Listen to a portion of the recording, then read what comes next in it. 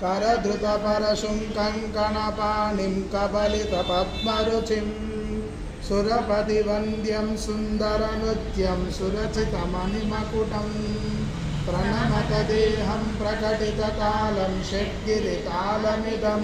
तत्तत्षड्गिरितालमिदं तत्तत्षड्गिरितालमिदं लम्बोदरवरकुञ्जासुरकृतकुङ्कुमवर्णधरं श्वेतशशृङ्गं मोदकहस्त्रं प्रीतिसपनसफलं नयनत्रयवरनागविभूषितनानागणपतितं तत्तन्नयनत्रयवरनागविभूषितनानागणपतितं तत्तन्नानागणपतितं तत्तन्नानागणपतितं धवलितजलधर धवलितचन्द्रं फणिमणिकिरणविभूषितखड्गं तनु तनु विजशरशूलकपालं हर हर शिव शिव गणपतिमभयं